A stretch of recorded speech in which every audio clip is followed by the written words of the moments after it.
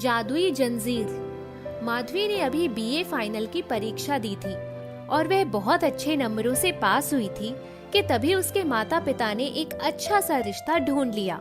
माँ, अभी तो मुझे आगे भी पढ़ाई करनी थी। मैं अभी शादी वादी के चक्कर में नहीं पड़ना चाहती। बेटी, तुझे पता है ना, तेरी एक छोटी बहन भी है। तेरे हाथ पीले करके हमें 1-2 सालों में उसकी जिम्मेदारी भी तो निभानी है। पर पापा, कोई बहस करने की जरूरत नहीं है। बहुत अच्छा परिवार है, बहुत पैसे वाले लोग हैं और सोने से लाद देंगे तुम्हें। इकलौता बेटा है उनका। माधवी की एक नहीं चली, शादी हो गई। ससुराल आते ही सास ने नजर उतारी।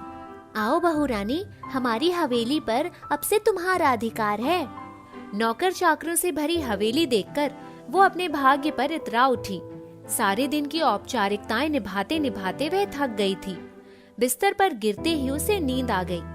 घड़ी में 10 बजे का घंटा बजने से वो हड़बड़ा कर उठकर बैठ गई। तभी, मैं तुम्हारे कमरे में आई थी, पर तुम्हें गहरी नींद में सोते देखकर उठाने की इच्छा नहीं हुई। जी माँ जी, मैं बहुत थक गई थी। बहू, मेरा कुंवर बहुत अच्छा है। उसने एक बार तुम्हें देखा, तभी से जिद कर बैठा कि शादी करेगा तो तुम्ही से, वरना आजीवन कुंवारा ही रहेगा। आखिर इनका इकलौता बेटा है कहाँ? अभी तक तो मैंने उसे देखा ही नहीं। मैं चलती हूँ, कुंवर आ रहा है शायद। उनके जाते ही कुंवर साहब आ गए। माधवी बरबस ही उनके सम्मान में उठ गई। तुम्हारा नाम माधवी है ना? मुझे सब पता है। मुझे ना तुम बहुत अच्छी लगती हो। तुम मुझे छोड़कर कभी नहीं जाओगी ना? बोलो, सच्ची बताना, वरना मैं तुमसे कट्टी हो जाऊंगा। देखो, मैं तुम्हारे लिए कितनी अच्छी सुंदर चेन लाया हूँ। लो, पहन लो। उसने माधवी का हाथ कस के पकड़ लिया और उसकी गोद में सर रखकर लेट गया। माधवी के गले में पड़ी जंजीर उसको अपने गले का फंदा महसूस हो रही थी। उसने पूरी ताकत लगाकर वो गले की जंजीर उठाकर फेंक दिया। माधवी की पलकें उस इंसान के चेहरे पर टिक गईं जो उसे ब्याह के लाया था। उसकी बातों से उसे ऐसा लग रहा था जैसे 6 साल का बच्चा अपने कीमती खिलौनों को सबकी नजर से बचाकर छुपा लेना चाहता हो। ये तो बहुत बड़ा धोखा हो गया। मैं इस घर में एक पल भी नहीं रह सकती। मेरे लिए सारी दौलत बेकार है। मुझे अभी कोई कदम उठाना होगा। इस अधकचरी बुद्धि वाले इंसान का ब्याह करने की जरूरत क्या थी इन लोगों को? जब तक बात नहीं की थी तब तक वाकई कुंवर साहब ही लग रहे थे। वो तुरंत खड़ी हुई और बाहर निकलकर आ गई। रुक्मणी देवी बाहर ही खड़ी थी। बेटी, मैं तुम्हारे आगे अपना आंचल फैलाकर भीख मांगती हूँ। हमारे खानदान की इज्जत अब तुम्हारे हाथ में है। तुम अंदर अपने कमरे में जाओ। मैं आपकी बहुत इज्जत करूंगी अगर आप मेरा रास्ता छोड़ देंगी, मुझे मुक्त कर देंगी। आप एक औरत होते हुए भी इतनी स्वार्थी कैसे हो सकती हैं? बेटी, मुझे भी कुछ कहने का अवसर दोगी? आओ मेरे पास, सिर्फ 10 मिनट बैठकर मेरी बात सुनो। चलिए। वो उसका हाथ पकड़कर हवेली की छत पर ले गई।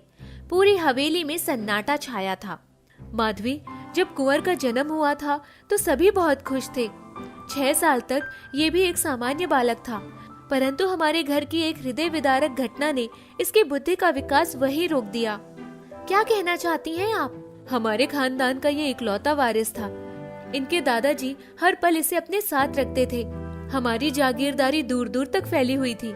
देखिए, आपकी कोई भी बात मेरे फैसले को नहीं रोक सकती। वो तो मैं देख रही हूँ कि आप लोग कितने पैसे वाले हैं। पूरी बात तो सुन लो बेटा। एक दिन अचानक दुश्मनों ने हवेली पर धावा बोल दिया। दोपहर का समय था। सब लोग अपने अपने कमरों में आराम कर रहे थे। कुंवर अपने दादाजी के पास ही सोते थे। उन लोगों ने उनके सामने ही दादाजी और दादी जी को मार दिया। ये डर के मारे पलंग के नीचे छुप गया। मेरे पति कोलाहल सुनकर बाहर आए तो उन बेरहमों ने उन्हें भी मौत के घाट उतार दिया। इन्होंने सब अपनी आंखों से देखा। मेरी तकदीर खराब थी। मैं उस दिन पूजा वाले कमरे की सफाई कर रही थी। इतना कहकर वो फूट फूट कर रो पड़ी। आप चुप हो जाइए माँ। उसके बाद कुंवर की जुबान हमेशा के लिए बंद हो गई। मैं तो अपने ही गम में डूब गई। भरा पूरा परिवार एक झटके में तहस नहस हो गया। कुंवर नौकर चाकरों के भरोसे बड़े हो रहे थे। आपने डॉक्टर को नहीं दिखाया? बहुत दिनों के बाद डॉक्टर का इलाज शुरू हुआ। कुछ सालों बाद वो बोलने लगा, परंतु डॉक्टर ने कहा इनको इतना गहरा सदमा लगा है कि इनके दिमाग का विकास जहाँ का तहाँ स्थिर हो गया है। मैंने पूछा था क्या ये कभी ठीक नहीं होंगे, तब उन्होंने कहा समय बीतने पर जब दिमाग से जीवन की ये सारी घटनाएं क्षीण हो जाएंगी तो शायद ठीक हो जाए। दवा चल रही है। हम सब बहुत भटकते रहे, हर जगह दिखाया, फकीर, साधु, डॉक्टर, वैद्य, कलकत्ता, बम्बई, दिल्ली तक दिखा दिया। तभी एक वरिष्ठ डॉक्टर ने सलाह दी कि इनकी शादी करने से शायद ये ठीक हो जाएं, पर कुछ कहा नहीं जा सकता। माँ, आप लोगों ने ये सारी बातें पहले क्यों नहीं बताई? ऐसी बहुत सी लड़कियां होंगी जिन्हें धन दौलत से आप खरीद सकते थे। मुझे अपनी पढ़ाई पूरी करनी थी। माधवी, तुम्हारी माँ को सब बता दिया था मैंने। माधवी को ऐसा लगा कि वो आसमान से गिरी हो। वो धम से वहीं जमीन पर बैठ गई।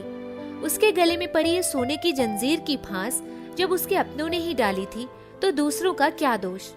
चाहे कुछ भी हो जाए, अब मुझे अपने मायके नहीं जाना। माँ जी, आप निश्चिंत रहिए, मैं कुंवर साहब को ठीक करने की पूरी जिम्मेदारी लेती हूँ। रुक्मणी देवी की आंखों से आंसुओं की झड़ी लग गई। उसको गले से लगाते हुए, मेरी बच्ची, बस 1 साल का समय दे दो। अगर कुंवर साहब ठीक नहीं हुए तो मैं तुम्हारी शादी खुद करवा दूंगी। माधवी अपने कमरे में आ गई। कुंवर साहब की पलकों पर ठहरे हुए आंसुओं को उसने अपने होठों से चूम लिया। कितना निर्दोष चेहरा है, बिल्कुल अबोध बालक सा। अरे, तुम कहाँ चली गई थी? अब से हम दोनों पक्के दोस्त। हाँ, अब से हम दोनों पक्के दोस्त।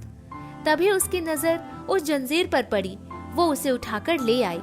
कुंवर साहब, आप फिर से पहना दीजिए इसे। कुंवर साहब बहुत खुश थे।